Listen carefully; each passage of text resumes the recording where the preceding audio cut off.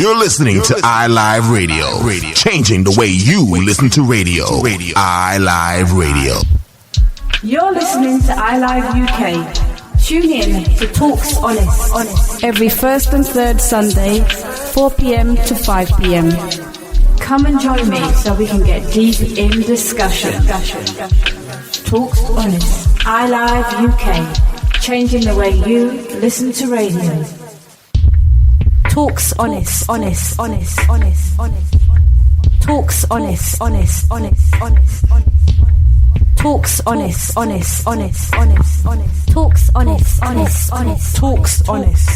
Honest. Good afternoon and good evening and welcome to Talks Honest. You are tuned into iLiveUK.com, changing the way you listen to radio. I'm your host, Miss Law, and joining me on today's show will be Miss Mode and Miss E, and we do have a special guest in house today as well. But we'll leave that. We'll get back to you on that one.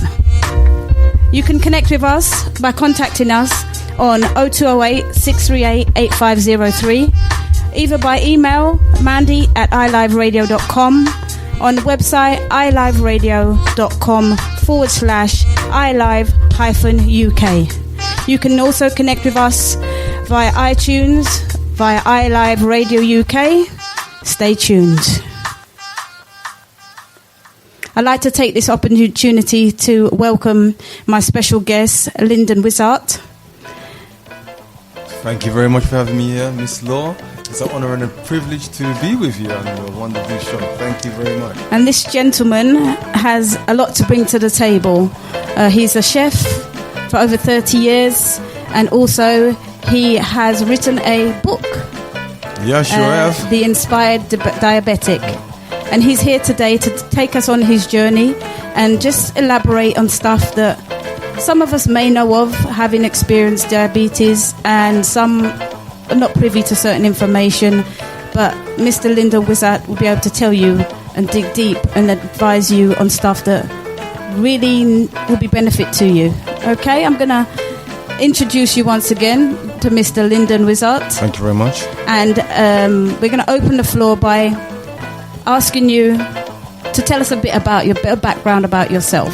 Well, my background, I'm born of Jamaican parentage. I've been a chef for over 30 years. I was born in London, grew up in London, went to school in London, and working in kitchens over the years, 30 years, my highlights is working in the Savoy Hotel. But my weakness was desserts. The lemon tart got me, you know? Okay. So when you're a young man and you taste those lemon tarts and those sweet desserts, it's like an addiction that hits you very early on in your age. So I've been working as a chef for many years, and I think I got to the stage where when I was diagnosed type 2 diabetic in October 2015, my life just changed. And it changed for the simple fact that when you're a chef, you're cooking for your clients and you're cooking good food, healthy food for your clients. But the thing about it, as a chef, to make sure the food is good for your clients, you have to taste. Exactly. You've got to taste. That's the best part, you know. That's the best part, the tasting, right? Yeah. So tell me something, like, you grew up in London. Yeah. What part of London were you from? Well, I was born in Hackney and I grew up in Tottenham. Okay. Yeah, so Tottenham's where I'm from. My best days of life has been in Tottenham. Got some great friends there. I don't live in Tottenham anymore. But due to my life circumstances, you move to different places, different areas as you get older. You have children and, you know, grandchildren, and things just change, you know. Yeah. But I'm back in the hood, you know, on a regular basis.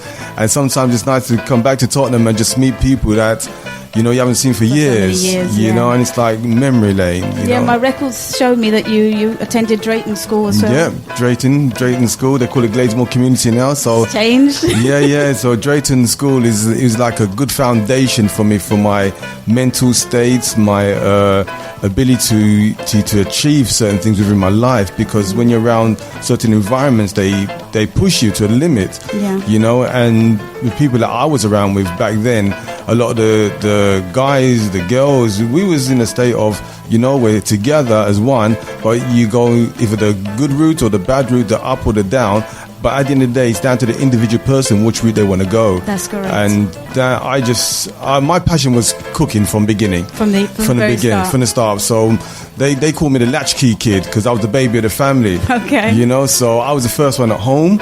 You know, before my brothers came home, before mum came home, before my dad came home. So I come home. My mum used to grow scallion, which is spring onions in the garden. Yes. And I used to go into the garden when I come home, cut the scallion, wash it off, put it in a frying pan, fry it down, put some tomatoes in there, and shove my baked beans on top of that. Oh, and I was like, that was how. Seasoned baked beans. Yeah, man. Yeah, that's how you do it. you know. And that's how my desire for cooking started. I just learned early, and from then I just enjoyed it. I just carried on doing it from there. And my mum used to cook every week. My mum, I remember Friday night, my mum's in the kitchen cooking. You know, no, Friday night, no. My mum never used to cook on a Friday night. Friday night used to be like takeaway night or fry-up night or fry-up night. Yeah, fry-up night. And it's really weird. Come to think of it, Miss Law, you know, you're bringing me back into some memories now. You know, that's good. I used to. This is weird. I used to have fish, cod in batter, and spaghetti. Oh, really? Yeah, cod in batter and spaghetti. Why the two? I don't know. It was sauce, right?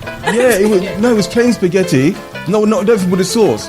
Oh. My mum never used to do sauce, so we should just cook spaghetti plain. Okay. Just plain spaghetti and the fish. I don't know why. It was like, but it tasted so good. I don't know. Sometimes some combinations. Yeah, they work. Yeah. Just think now.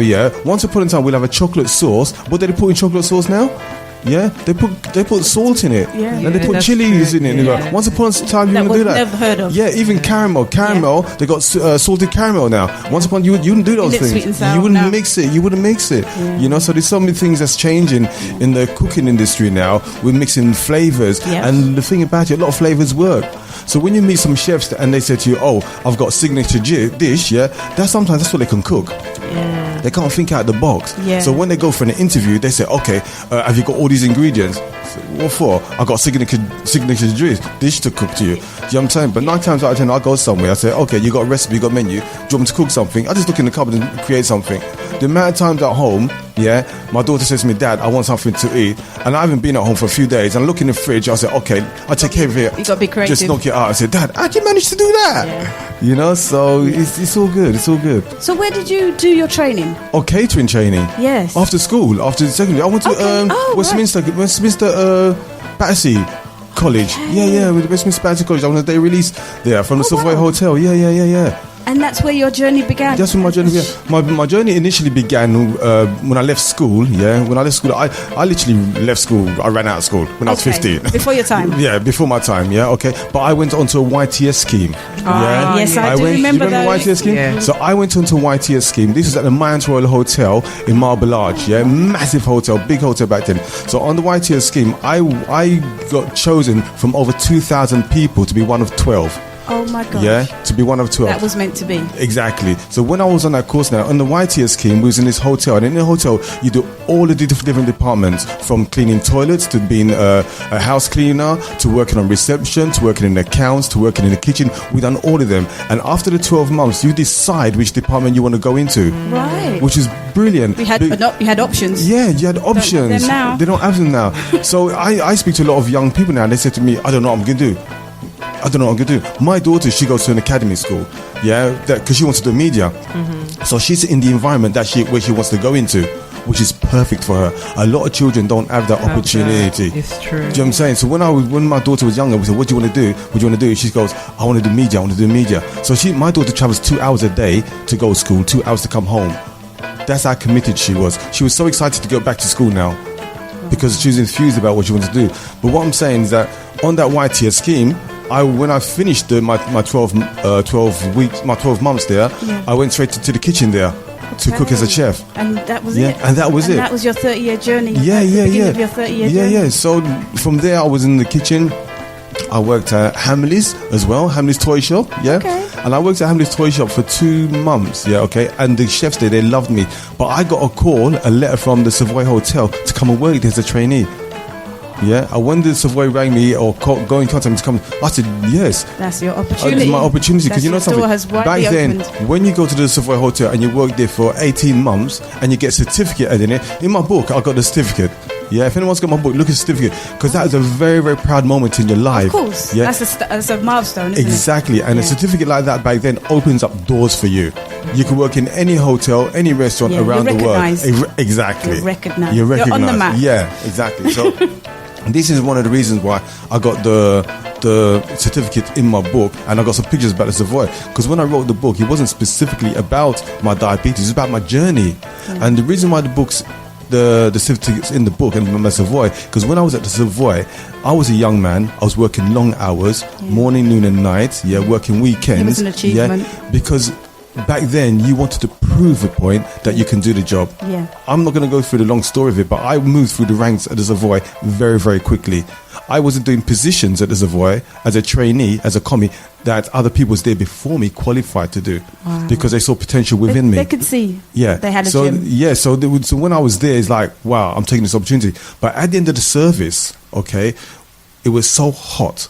Yeah, it was so hot. They always came around with a trolley full of water and lemonade. And just think, as a young child, coming through the ranks, lemonade back then was a luxury drink. Okay. So we take the lemonade, not the water. Not the water, not realising the water used to have been taken. Yeah, exactly. So we take the lemonade all the time. A lot of us we used to get, we never feel well. We used to have stomach problems because of the lemonade, too much of it. And back then I was always tired as well. Do you know what I'm saying? So when I was looking back in my history through the diabetes, and even up into the 90s now, we had family in Ramsgate, so we was in London, so it would take us about a 2-hour drive to get to Ramsgate. So back then I would take 2 packets of Jelly Babies, and put in a car with me to drive down to Ramsgate to keep me awake, just to keep you to get that sugar input, the sugar, to have the sugar addiction, because psychologically we think we're going to have more sugar to give us energy to keep me awake. When I got to Ramsgate, I unloaded the car, sat down on the sofa, I was gone, sleep. Back in the 90s, I would go around to families, friends' houses. They said, Lyndon, when you come around, don't sleep here today. Oh, wow. Don't sleep, And the thing about it, don't realise. The thing about it, I saw some family members, I haven't seen them for a long time. And one of the main conversations that we started with was, Lyndon, you're always sleeping. Always sleeping. But not realising. But what I'm saying, the reason why I say this and put it in my book is because there's a lot of people out there, we've got all the symptoms of diabetes, but we don't know what they are. We just don't know what they are. So this is so important. It's very important. It's so important to understand the symptoms. Like Miss Law, what I showed you today, the list of diabetes symptoms. Our goal now is to help and spread that throughout the community and around the world, to show that people know the symptoms of diabetes. You've got to recognise what they are before you can identify there's a problem. Because when you know the statistics, when there's 4 million people in the UK plus with diabetes, another million undiagnosed, every 6 seconds somebody dies from diabetes. Every 22 seconds someone loses a lower limb through diabetes. 400 million people around the world with diabetes, and it's growing. And my question to people is, why is it growing? It should be reducing. When I done it in 105 days, reversed it in 105 days. Do you see what I'm saying? Indeed. So what I'm saying is that we need to be more aware of what we're consuming on a day-to-day basis, understand what we're consuming. How can we go about making people a little bit more aware? I think that one of the number one thing that people need to be aware of, to make them aware of, is just write down what you're eating every day, from breakfast, lunch and dinner. My story is, in the mornings, because I didn't live in London, so I lived outside London, so I drove into London. It would take me about an hour and a half to get into London. I'd have 3 slices of hard dough bread in the morning, put some butter on it, and then I put jam on it. I'll bite into the bread. If I don't taste that jam, I'll put more into it, okay? So that's your craving. That's my craving. This is my journey. Was that before your diagnosis? This is before my diagnosis. Right. Before my diagnosis. It's all a lifestyle thing. It's like a domino effect, isn't it? Yes. So what I'd have after then, somebody introduced me to coffee, and I liked coffee, but I only liked coffee when it was sweet and milky, So I would add, instead of me making it, I find the sachet one. The sachet's got sugar in it, and it's got salt, it's got milk in it as well. So I'd have a sachet, and I'll put water or milk in it, hot water or milk, and then on top of that I'll have 3 to 4 teaspoons of demerara sugar. The reason why I put demerara sugar is because brown sugar is supposed to be more healthier for you. So they tell you.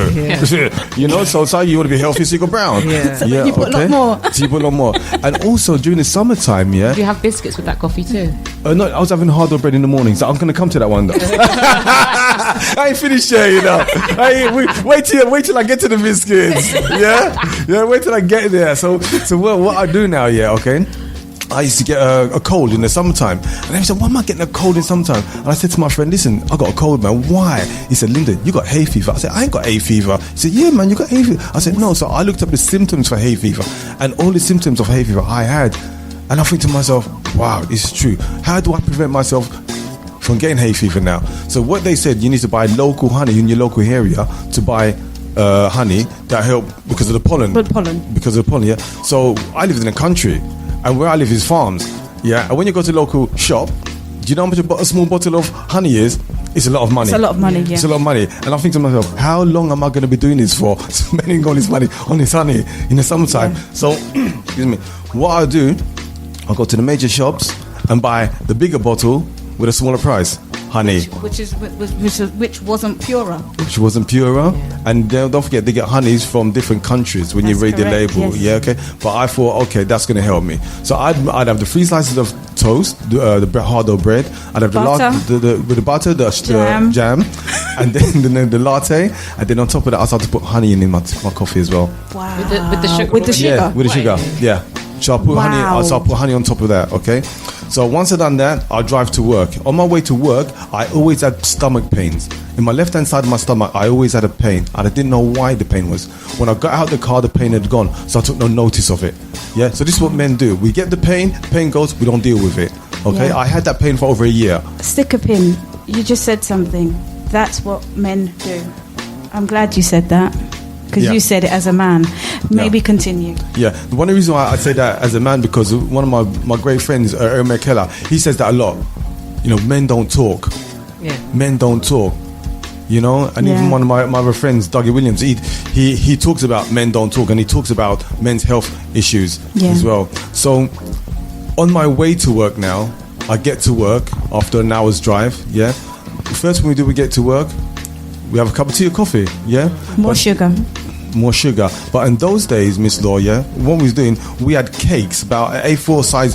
For example, picture this, A4 size piece of paper, and we had to cut portions of cake out of it, We would have to cut the trimmings, the edges, to get the right size. So we would cut the trimmings, and we put the trimmings into a bowl in front of me. So you telling me, Mr. Wissart, you were eating the trimmings? Yeah, of course. Of course, man. But you know, Miss Law, the thing about it, my bowl was in front of me, and it's like, just picture this: you got a bowl in front of you, and you got a barrier, to both sides. So nobody's going to come into that zone to touch any of your thing. If anybody wants one of your trimmings, they're going to have to ask for it, or you have to give it to them. Simple thing. So you consumed every last one. So I consumed it. So this is my intake when I got to work. So I'll have enough tea, coffee, and takes. Lunchtime, what's going to happen at lunchtime? You're going to have more food, It's going to be carbohydrates, pasta, rice, potatoes, It's going to be a fizzy drink, never a water drink, So you'd have all this at lunchtime, That's your pasta, right? After lunch, later on in the day, afternoon, what do we normally have? Psychology, we have an afternoon cup of tea, afternoon break. More sugar. Biscuits? Biscuits and cake. Trimmings. Okay. Trimmings, okay. After that now, we're finishing work about 4 or 5 o'clock, And because I don't live in London, like I said, it's going to take me 2 hours that time of day to go. So you need to load up the car with more stuff to get home. So I go to the shop and I get a free meal deal. It always used to be a BLT sandwich, a grainy bread one. I don't know why. Once I bite into this sandwich, it's always something like, wow, I don't know. This is an addiction, And always with a free meal deal, you get a drink and a crisp or a chocolate bar. The sweetest and the saltiest. Exactly. Yeah. So I'm driving home now in my car, and I could hear ching, ching, ching, ching, ching in my car. So what's that noise? So sometimes I pull over the car and I look in the car, I open the boot, look at, my J2O. More sugar. More J2O. So when I used to go out with my friends to pubs and clubs and stuff like that, we used to pay £2.50 for a bottle of J2O. I go to the cash and carry, you're going to get a case for £5.50, a case of 9, a case of 12, 5. So you just buy it, innit? And just load it up in your car. So what I used to do, I used to drink one bottle there and then at the car, and I'll take another bottle and put it inside the car with me for my journey home. Once I got home, as you know, ladies, that you've cooked a nice meal for your husband or your partner or whichever way it goes, okay, so you're going to cook something nice and they're going to eat that. So I'm coming home, I'm saying to my wife, I can't eat that, I've just been eating all day. She goes, Lyndon, it's something wrong with my food. Is it poison or something? You know, so you got to eat again. So it's going to be pasta, rice, and on the table, what you got? My favourite drinks, my mango juice and my ginger beer. And now your time in which before you go to sleep is very narrow. But I ain't gone to sleep yet. Listen, what we do, we guys, we turn the TV on like we're going to watch football and then we fall asleep. It watches you, exactly. And then what happens, we get up about 9:30, 10 o'clock and I feel like a drink. I say, I'm going to have a cup of tea. So I go and do the same thing with a cup of tea. As opposed to having water. And then what happens now? I look into the cupboard and then my digestive biscuits, not just any biscuits, digestive biscuits where we know what we want, So we've got the digestive biscuits, So I take 3 or 4 out of the packet, leave it in there, go sit down, eat that with a cup of tea. I'm going to go get a couple more. Chill, just take the packet, man. So tell me. Just take the packet and just sit down and you finish that packet that evening. But the only reason why I say that, because some people's come up to me, Lyndon, I know exactly what you're going through. I know exactly what you went through because this is what we do on a regular basis. And psychologically, we don't understand what we're doing day and day. So this is what I'm saying to people. Just not even monitorize, just initialize what you're eating day to day and you write it down. And when you start to write it down, it's frightening. It is frightening. The day that I wrote my book, started to write the book, I met with my friend Darren. Said to me, Lyndon, write down everything that you've been doing. When I started to write everything that I've been doing, I started to cry because I couldn't believe it was me. Oh wow! And Darren, that was the realization. It was a realization of what you were going through and what you were doing. And you were the person putting yourself through it. Yeah. That's quite an eye opener. Just think, this is what I'm saying to people. You have to be careful. Sometimes one of the other symptoms of diabetes, type 2 diabetes, is being hungry all the time. But we're hungry all the time, but we're not really hungry all the time. We just think we need to eat all the time. Okay. Because food's around us. And it's a trigger in the brain. The sugar releases hormones. An addiction hormones. Yeah. You kind of like need that hit. You need the fix again. Yeah, and you need it now. You need the fix. And it's not really hunger at all. It's an addiction to the sugar. Addiction, And once you understand that, your life changes. See, when I was diagnosed with type 2 diabetes, I didn't even know what diabetes was. Number one. Okay, the only thing I knew, 2 things about diabetes when I was diagnosed is that my friend's mother was sick. We went round to visit her, and when we went to visit her, she was sitting down on the chair with her leg up, and she said, Lyndon, the sugar get me. She said, the sugar get me. I said, what's that? But you don't read anything into it. You don't read anything to it. And then a few months later, she passed away. Okay. And that's when we find out it was through diabetes. Wow. Through diabetes. And the other situations with my cousin Ken was diagnosed type 1 diabetic. Okay. And when he was diabetic, I hadn't seen Ken for some time. I said, Ken, you were diabetic? And he goes, but what is it? He said, Lynn, you know something? I got my diabetes through stress. And when he told me how he got it, I thought to myself, you need to write a book or tell someone or share your story. You know what I'm saying? How you got like that. And then when he told me about it, I thought, okay, fine, diabetes, blah, blah, blah. So it just went in and went out the other end, you know? But when they told me I was diagnosed type 1 diabetic, it was a day when I went to work that morning, and for some reason, Miss Law, I just couldn't focus properly. Which is understandable. But I couldn't understand why I couldn't focus properly. You know, I was at work, working on a calculator, working on a cloud. When 1 and 1 is not 2, 2 and 2 is 5, 6 and 6 is 7. It just wasn't figuring. And there's one chef in the corner saying, Lyndon, why are you not laughing at my jokes? Because he was making jokes at everybody in the kitchen. You always get one, innit? He just wasn't in that place. I just wasn't in that zone that morning. I just looked at him. I just ran out the kitchen. Wow. And I ran into the changing room and I fell down and I was crying like a baby. You know, because I said to him, and he came in after me and said, Lyndon, what's wrong? I said, listen, you know something? I got all these things going wrong with me. You know. So what were the symptoms that you were having in that moment? That moment, my mental state wasn't right. My eyes wasn't right. My body just days was. I had blood in my stool. Yeah, I had pains in my stomach on a regular basis. Generally, I just wasn't. You know, sometimes you just don't feel good. And we can go through the symptoms. Yeah, but I had all the symptoms. Yeah, but I couldn't understand. You didn't identify. Identify with it. Yeah. So the chef said to me, Lyndon, you know something? Just take the rest of the day off. Go home. Go to the doctors and get an appointment to see and get yourself checked up. So I said to myself, okay, you give me the permission to do that, I'm going home. Yeah. I rang the doctors maybe 1:30 in the afternoon. Yeah. And do you know what happened? No appointments until. What do you mean? I got through. Easy took the Lyndon there. You know? But what is it, a person or was it an answer machine I got? Answer machine. No, I got person. Oh, I got receptionist. Gosh. Yeah, lucky. A receptionist answered the phone, and I said, "She was on lunch, right?" No, answer the phone, a mobile phone. Yeah, but it depends on the time. Yeah, because when was you diagnosed? What year?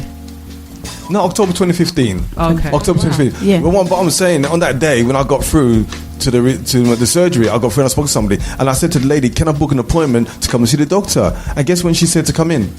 Now. No. The next day? The next day. No. A month later? No. When? Longer? 5:30 the same day. Wow. Oh, wow. 5:30 the same day, she had to come in and have an appointment. Normally they say come in next week or we can't get you straight in. Yeah. 5:30 that same day I went in. That was meant to be, and that was reason, because clearly. Yeah. That was the longest journey I've ever had driving my car to get home. Because I'm thinking of all the things that I've been through. I'm thinking, what am I going through? What am I going to tell the doctor? You know what I'm saying? So when I got to the doctor's surgery, I'm sitting in the surgery, sitting down, my legs twitching. I'm saying, Lyndon, I'm going to go home. Give me 1 second. Let me just reach out to the public. Please contact us. We're contactable on 0208 638 8503. Also in our chat room on iLiveRadio.com /iLiveRadio-UK. If you feel you need to reach out to us and contact us with regards to the subject diabetes, please do. We have Lyndon Wissart in the studio today, and he's telling us his story.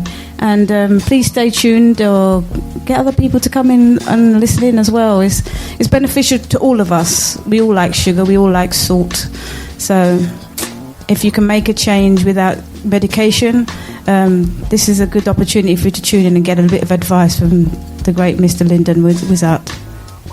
Right, back. Yeah, brilliant. So when I got to the doctors now, I went in and I was nervous to go in to explain to him what's going on with me. So I went into my doctor and I told him I got this pain, I got this, all the issues that was going on with me. So put me on the bench. They touched my stomach, said we can't find nothing, so we're going to send you for a test, a scan in the body. I told them about the blood in my stool. They said we're going to send you for a test for that. So I went to the hospital to get different tests. So that day, the doctor said to me, "Listen, we're going to do a pinprick, blood glucose pinprick blood test for you." I said, "What's that?" He said, "We're just going to take a bit of blood from your finger." I said, "Okay, fine." So they done a pinprick test, and it came up 15.9. And wow, what does that mean? 15.9. It's supposed to be 5. So your blood sugar levels are meant to be between 4 and 7. Yeah. If they're more than that, then it's an issue. It's an issue, yeah. But she said 15.9, and I thought to myself, it didn't mean nothing to me. No. But the look on her face said something. Yeah. You know, so she said, okay, so we're going to have to send you for a diabetic test to see if you're diabetic. And she said, you're probably diabetic. So I ask you a question before you go any further?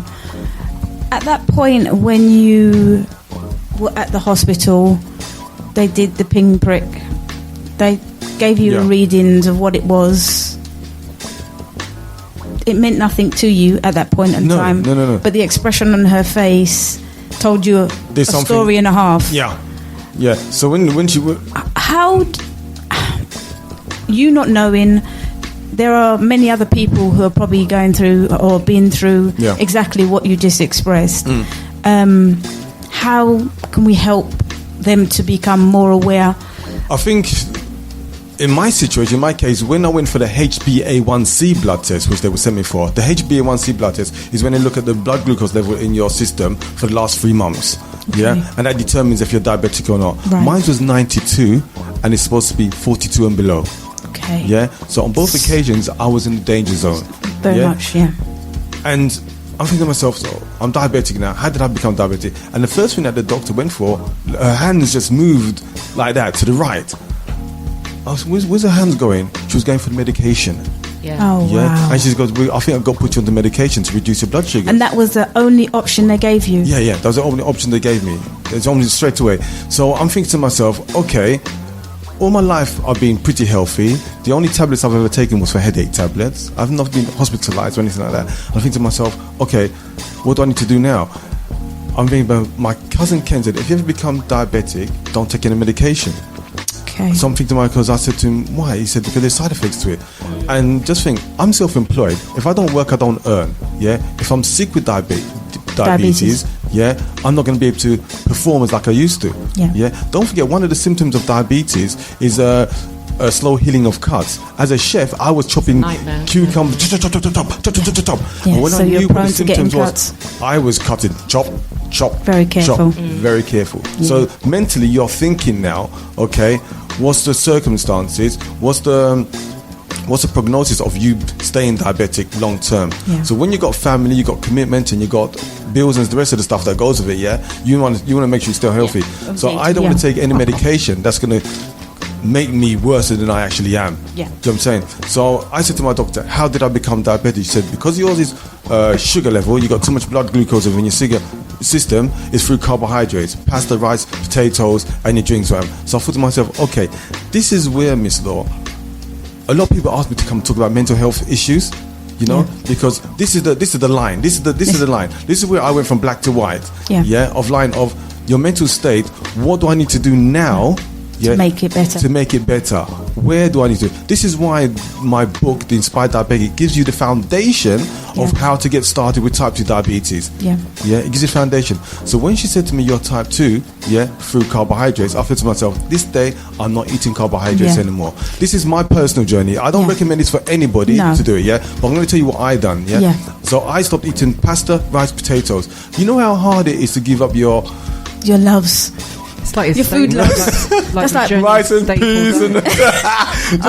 But just think, rice and peas, roast potatoes, okay, macaroni cheese, okay, your mango juice and your ginger beer, all on the same table, same plates on a Sunday afternoon. Calling you. Do you know what I'm saying? Giving it up. And you can't have any of it. You can't have any of it. But you know the thing about it, you give it up temporarily. So I said to myself, Linda, what do you have to do? You have to cut out all the carbohydrates. That's number one. Number two, diet. What are you going to start eating? What you can start eating. Number three, physical activity. I was big. I was big. I was going to ask you that actually, whether or not you were overweight, because I was overweight. You can be pre-diabetic and not be overweight. Listen. It's a myth that you have to be overweight. Yeah, but listen, I was overweight. You know why I know I was overweight? My mum said, Lyndon, your belly are getting big. When my mum said, Lyndon, your belly are getting big, I knew I was overweight. My mum's Jamaican. You should tell it like it is. Exactly. So when they tell it like it is, but I said to mum, I'm the baby, I'm the youngest. You can't talk to me like that. So my mum talked to me the nice way, but direct. So this is how I know. So I was, So, and the fourth thing that, the third thing is when I was overweight, physical activity now. Physical activity. Because of the overweight, I had to go to the gym, I had to work out to lose that, and that's another long story as well. With regards to all these things that you had to change, were you given that help to make those changes? Because at no point did you mention a nutritionist, being referred to a nutritionist because of your health. It just sounds like everything you looked at your life, you reflected upon what was brought upon you, and you made a conscious decision to change the way your life was going. Now, a lot of people don't have that drive, that thing in them will just make that change. I think the fourth thing was intermittently fasting. Intermittently fasting. But I didn't know I was intermittently fasting at the time. Okay. I would take my daughter to school in the morning, for 8:30, and I go straight to the gym. 3-4 hours in the gym working out to lose the weight and to get fitter. But when my journey started, I started to reverse my diabetes. I started to meet people. They told me, "Oh, Lyndon, you're intermittently fasting." Every single month, for 24 hours, I would know I was fasting because I deliberately done a 24-hour fast because I was going to have a blood test. When I knew I was going to have a blood test, I stopped eating. I just pure water for 24 hours. I went as far as 27 hours one day without eating any food, just water, liquid. Was that for you to be able to identify change that you were making? This was to get the sugars out of my system. Just to get the sugars out. Just to pass the test. Yeah, just to pass the test. Yeah, that's all it was. So when I was diagnosed, my HbA1c was 92. Within 25 days, I took it down to 77, okay. From 77, another 28 days, I went down to 60. Within a total of 105 days, I'd reversed it back down to 41. Naturally. So when you achieved that, when I achieved it didn't really mean anything to me. That's exactly what I was thinking. It didn't really mean anything because my number one goal was to reduce my sugar levels to get back down to normal. So you didn't know what you had achieved at that point in time? You just know that your readings were normal, so to speak. I think that the time when I was reversing my diabetes, I was upset the most time when I was at 77 and my goal was to go down to 50. And you didn't reach it, so you got to 60. I got to 60, So and that wasn't good for you. That wasn't good enough for me. Because you know the thing about it? When you're diabetic, you need to know what your HbA1c is, Because that determines if you're diabetic or not. And once you know what that number is, you've got something to aim for. If you have nothing to aim for, you're going for nothing. It's like a dartboard. Dartboard from 1 to 20. Mr. If I said you go for the bullseye, you know where to go. If I said you go for 10, you go for 10. But if you've got a dartboard with no numbers in it, just go for it. What am I aiming for? Nothing. 100%. This is the reason why I come on this journey to show people and help people to listen. If I can do it, you can start somewhere. Of course. Like your question was asking me, how do people get to where they're going to get to? And the number one thing they need to know is what's your HbA1c, and they got to tell themselves that they do it. There's a lot of motivational speakers out there, inspirational speakers, people telling you what you need to do. But at the end of the day, when you go to these conferences, do you actually implement it? Implement it. When you go home, don't forget you go into a big room, where there's so much excitement, But when you go back Monday morning, you're back by yourself. You're back by yourself. I met a gentleman the other day. He was overweight, he's diabetic, and he says, "Lyndon," and I've been keeping contact. He says, "Lyndon, I don't know if I can do this. But I think you can do it. You can do it." And one of the things I'm telling people out there, you need to set yourself an affirmation of what you can do. I can reverse my type 2 diabetes. I will reverse my type 2 diabetes. Type 2 diabetes is not a long-term condition. I'm going to get the better of this. I know exactly what to do. I'm going to put it into action, what I'm going to do to reverse my type 2 diabetes. This is what people need to psychologically say to themselves. We all say, oh, we're going to get a better job, we're going to get rich, we're going to earn this amount of money. You got your target for that. When you're type 2 diabetic, it's a lifestyle. It's what you put into your mouth. Simple thing. Very simple. Very, very simple. But so easy to do. It's, easy and not so easy, right? Because it's habitual to put it into your mouth, but it's not easy to stop it from going into your mouth. Indeed. And but this is where we have to. I don't mean to cut you. Very different. But this is why I'm going to stop you, because we have to make that change. You do. We have to make that. Listen, I'll tell you why. I'm going to stop you there, because my daughter, she's 16. Okay. Since I've been on this journey, my daughter have detox days. She has water in the fridge, lemon water. You know why? Because she sees the parent doing it.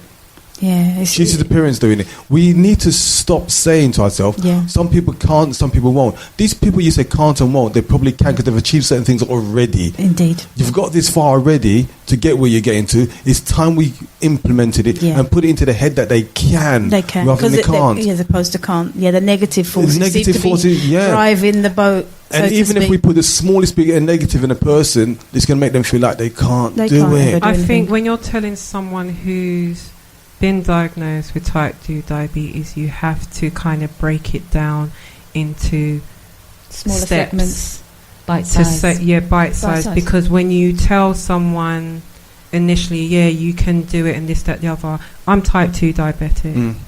I've been type 2 since I was 15. I'm 41 now. It's a process. Not everybody has that same mindset, but I would say for someone like me, it has to start gradually. Like when I was told about diabetes and all the complications, it scared me. Yeah. But it didn't scare me to Enough. improve. Yeah.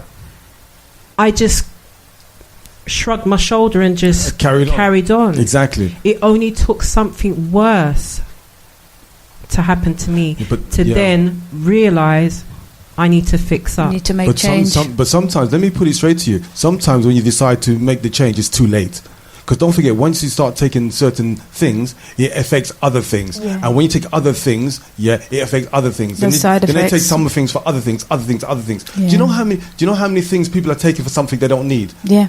Yeah, at the end of the day, it's a decision that we make. Yeah, and if you really want to feel better about yourself, don't go down that route. Yeah, I think it's about educating yourself as well. I think it's education and getting support. But who's I had no support. No. Yeah, I had no support. I went to 4 courses on diabetes. They were giving us tests. They were asking all these questions about this. I said to them, listen, I want to reverse my diabetes. I don't want to test. Yeah. I don't need to know what these fancy words are. You give me a test. What does this word mean? Yeah. So, Lyndon, tell me, how do we get in contact with you? How do the public, if they want to come to seminars or want to reach out to you and learn from? Yeah, the number one place is for my website. Anyway, everything's on my website. When I'm doing events, the website is theinspireddiabetic.com. I'm also on Instagram at Wissart. Wissart is spelled Wissart. I'm on Twitter as well with Lyndon Wissart. Lyndon is Lyndon. Some people spell that in different ways. So it's Lyndon, Lyndon Wissart, Wissart. Yeah, I've also got a YouTube channel. They can see me do some of my funny things in the early days, because you go through things and you try things, and also with the book, The Inspired Diabetic. And like you're saying, people take their time to be able to change the ways they are. Don't get me wrong, what I done in layman's term. Do you know what I'm saying? But it gives people the guidelines that it can be done. That it can be done. Yeah. And it's a, like you said, you didn't get the guidance and the things. You got it now. Yeah. To change things, I can show you things that you could do on a day-to-day basis that could help you naturally reduce your blood sugar. Mm-hmm. Which I don't tell you about. I've worked with many people who are diabetic. I've taken people from being diabetic to actually reversing their diabetes. I'm a coach. I'm a wellness coach. Yeah, brilliant. So chronic health is something that impacts you physically, mentally as well. And not everyone is, say, in the position like yourself where you started from young, having a level of determination that took you to become a chef, which made you quite elite and identified within a group of however hundreds of people. Yeah. So you already had that inside you as a mental programming, as a resilience, as a coping contingency. There are many people out there that don't have that. Right. And they sometimes need help and guidance. Everyone needs help and guidance when you find out that you have a condition or you need to make progress with your health. It's good to have someone who's an expert to guide you, or someone who's experienced it, and knowledgeable. to be the empathetic guide. Yeah. And I think breaking things down and actually understanding the condition in layman's terms makes it much better for people. Yes, exactly. To have a clearer vision of what it is they're tackling. It needs to be made as simple as possible. What is diabetes? Do you know something? I'll be very honest with you. One of the things that I was afraid of before, when I used to come onto like radio shows, and talk about diabetes, all these fancy words. All these fancy words that people talk about, I still don't even know some of them. Yeah, but they don't mean anything. They don't mean nothing. Because you've turned your life around by not using those terminologies. All I'm saying to people, just keep it simple. Keep it simple. Yeah. Keep it so simple. Yeah. Don't get involved with all the technical bits of diabetes. Just think, what am I putting in my mouth on a day-to-day basis? What do I need to eat on a day-to-day basis? Where exactly am I today? And what do I want to achieve tomorrow? Do I really want to reverse my diabetes? One of the things that I started to do is looking in the mirror, and talking to myself. Yeah, when you look in the mirror, you look in your own eyes, and then you're having a reflection of saying, I can do it, I will do it, what does it take? Yeah. And if people haven't got the will and the power to do that, well, they've got the book now, The Inspired Diabetic, to give them the foundation. You know, if there's so many people becoming diabetic on a day-to-day basis, and there's so many diabetic books out there that people can't do it with, I got a very good friend, I went to see him about a week ago. He rang me, Lyndon, my dad's got diabetes. So I had a meeting with him. I went round to see him. He had about 5 or 6 books on the table that he bought off the internet. Diabetes. Understand. And he told me, Lyndon, I want your book.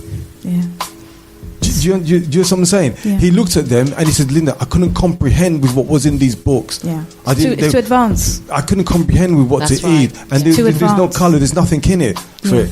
You know? This is what I'm saying. So simple things, simplify. And I'm saying to a lot of people, I come into radio stations, and we have a call in. Nobody hardly ever calls in, because nobody wants to tell other people their business. Do you know what I'm saying? But when I do an event, Miss Law, the people come, Lyndon, I got this thing, you know. You know, I got this thing going on, you know. Big man, young, Do you know what I'm saying? So this is why I go out and do these events. I'm doing those platforms are important. They're very important. This is Sunday afternoon. My mum lives up the road. I should be with my mum now, chilling out, relaxing, having rice and peas on a Sunday. Not allowed. Not allowed. But you can reward yourself. You can reward yourself. That's the way of looking at it. That's a good excuse. It's brilliant. That often is an excuse. But you know, rewarding yourself or comforting yourself. Sugar is one of those things that people reach for when they have that emotional stress. There are lots of reasons why people may have developed these habits, these lifestyle habits. And, you know, getting a pinprick for one blood for your glucose level is one thing. That tells you what you did today. Yes, that's it. The one that you had that reflected on the 3 months. The HBO. That's quite an eye-opener, isn't it? Your lifestyle. This is you repeating those habits over day and in, over day again. out. It's not just a one-off day. There is a chapter in my book, I call it relapse. The time that I relapsed when I was reversing my diabetes, it was Christmas, December. When the family's around, the kids around, everybody's around, and music's playing, food's flowing. I made some cakes, banana cakes, and some carrot cakes for my friend who ordered it, so I had some extra left over. And I took a picture. I took a picture of all these cakes on the table, you know. And deep down, I was conversing with the family, but I wasn't enjoying it because I was on this journey. You were restricted, and I was restricting myself. And Miss Law, you know what I said to myself? I'm just going to have something, you know? I'm with the family now, and as soon as I had my banana cake, I was so relaxed and everything like that. So I had the banana cake, I had the Christmas cake, I had the carrot cake, I had some custard, this, that. You just went in. I just went in, Like I said, it's an addiction. It's like but check this out. Cocaine, but check this out. Dopamine gets released from the brain. So but that's what happens, right? But check this out, When I done that, my blood sugars was low. Because the 2-3 months before that, I was working so hard to reverse my blood sugars. It didn't matter when I had that amount of food because my blood sugars didn't go up like it's supposed to. I didn't go back into the danger zone. Do you see? I was still diabetic. That was lucky that you had done what you had done the time before. So this is what I'm saying to you. Had you not, could have been slightly different result. So what I'm saying to yourself, find a time when you're going to reward yourself. Do something. Reverse your diabetes now, okay? Like seems you're gonna like a 1 week, 2 week, 3 week thing where you're not gonna have the things you're not supposed to have. Then at the end of 4 weeks, on page 70 of the book, I got 4 lemon tarts. Okay. The biggest one we look at, we always go for the biggest one. But the mini one tastes exactly the same as the big one. Have the mini one and reward yourself, boy. I deserve that because for the last week I ain't had none of this. You know, I ain't had none of this. So you have to reward yourself. If you don't reward yourself, psychologically you're going to beat up your brain and your body because you're going to fight yourself there again. So if you said, "Oh, I'm not supposed to have that cake. I'm not supposed to have a cake. Oh, but I'm diabetic. I'm not supposed." Don't have it. So listen, you know what I'm going to do next week? I'm going to have pure fruit and vegetables. I'm going to drink pure water, and at the end of that week, I'm going to have my lemon tart. So tell me, where can they find you next? Where's your next seminar? My next event, I'm going to be on the 6th October at Redbridge Library. Okay. Details on my website. And on the 15th and 24th of October, I'm doing a talk myself on the Wanstead Library. In Wanstead. That's all the details will be on my website. Okay. And it's on my social media as well. You definitely find it. So on my talks, come down.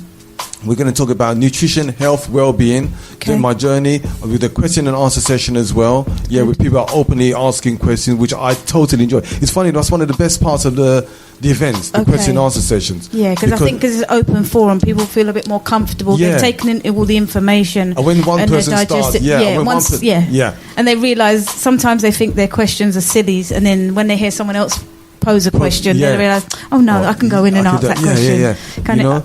Yeah. So this is why I'm doing more events now. We've done a couple of cooking events as well, where we're showing people how they can eat healthier, more nutritionally, and I make some drinks as well that people can have on a day-to-day basis. And as a chef, there's certain things that we can have, but people think I ain't gonna eat that, I ain't gonna drink that because it's horrible. But I said, you know something, I can help you. I can help you. Yeah. It's not that. Sometimes you look in magazines, whatever, you see all these foods, and if I give you a list of ingredients, to choose from, you can pick a nice meal from that. But if I said to you, it's tomatoes, cucumbers, onions, all in this salad or in this meal, and you say, Lyndon, I don't like none of them. I said, okay, Miss Law, I'm going to give you a list of food, or make me a list of all the foods you like. Yeah. Just make me a list of all the things. And I'll work my magic. Yeah, and we create something. Yeah. We're going to create something. And that's what it's all about. So do you ever have occasions where you have testing, like a session where you can come and try foods that you've done because you had changed your diet? Yeah. When I do my sessions, on my sessions I talk about my journey. Right. I talk about my journey. So what I usually normally have, I have a table full of fruit and vegetables, and the drinks that I make as well. Excellent. Do you know what I'm saying? So that people can visually see it. Yeah. It's funny. I don't know why. For some reason, when I've done my first ever talk, they want to come. I thought, let me just bring for fruit and vegetables, I had, and ever since then, it's just been like everyone's enjoyed it. That's good. They come up, they talk to you about it. They want to know what you're doing. So when I talk about my journey, I go through different ingredients. Yeah. What this done, So you're educating them. Yeah. So I had a fatty liver when I was diagnosed. I had a fatty liver when I went to the hospital for a scan. Yeah. And I went to one of my friends and I said to my friends, listen, I got a fatty liver, man. I didn't want to tell him. It doesn't mean anything, though, does it? When you say it. Yeah, but he said, Lyndon, take some fresh lemon in water in the morning. That will help you. I said, what? Yeah. It's good to talk. Yeah, I'm telling you. That's why I'm talking now. Yeah. And showing you. That's what I'm saying. There's certain things that if certain people are overweight, whatever, there's things they can do on a day-to-day basis, which they don't necessarily have to strain themselves to do to be able to maintain. Just a gradual change in a diet can make a world of difference. I'm telling you. And drinking the right things. Adding certain things to your diet to make it balanced as opposed to unbalanced. So there's changes that you can make. Small changes. It doesn't always have to be a drastic where you completely stop eating something. No, not like me, no. Sometimes you're driven to that because of the stage of where you're at within your health.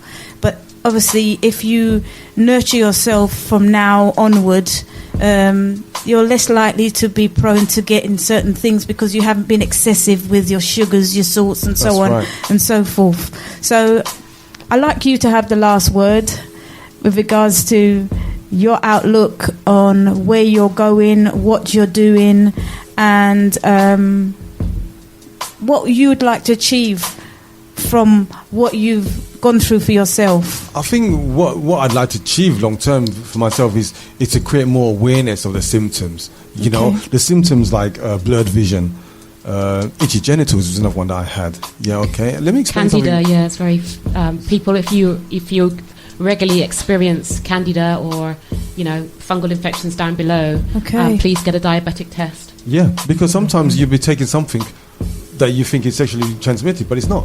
It could be diabetic related. Yeah. Wow. Do you understand me? So you could be taking something for something you think you got, but it ain't what you got. It's not what you think you've got. Exactly. Wow. This is the only reason why. Because listen, I've been married 20 years. Yeah, I'm a clean man. Yeah, I've been no other woman. And I think to myself, what is this? How is this? Where did it come from? Where did it come from? Yeah. Where did it come from? Yeah.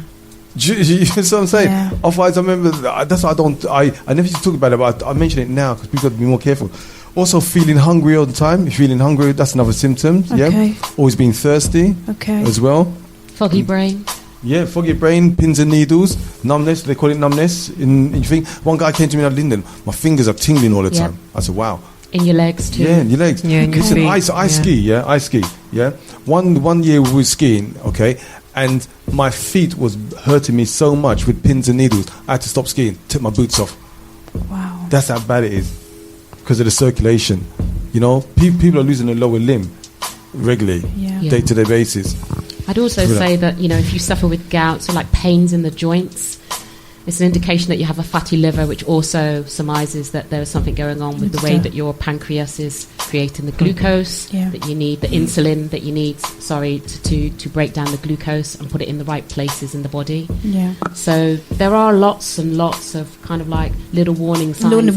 Signs that you need to take heed of. But we need to know what the warning signs are related to. Yeah. To start with, it's like urinating on a regular basis. I was running to the toilet 3-4 times an hour easily, but I didn't mean nothing because it was normal. Yeah, you just you drank a lot. And I just drank, but I wasn't drinking water. You were drinking wrong with sugar. Exactly. So, feeling tired all the time. We spoke about that as well. Yes, we did. Yeah, and also the numbness, the weight loss, the weight gain. I'm very thirsty. These are some of the symptoms. I know the symptoms. Yeah. So that's brilliant. So I'm going to say we'll finish off. Thank you very much. It's been a pleasure having you here today, Lyndon. Your iLive talk show. It's been a real experience, and I thoroughly enjoyed it. Brilliant. Yeah, we look forward to having you back again on the part 2. Forward to that, yeah. That'd be good for us and for us to elaborate a bit more on stuff. Yeah, thank you very much. And it's been a pleasure having you, Miss E and Miss Mode. Thank you. It's been good. Thank you so much for listening to the show. If you do have any questions, please tune in to www.iliveradio.com/iliveradio-UK. Also, you can get us on all the socials, TalksHonest or iLiveUK. Thank you, a good night, and God bless. Good night. What if we spoke honestly?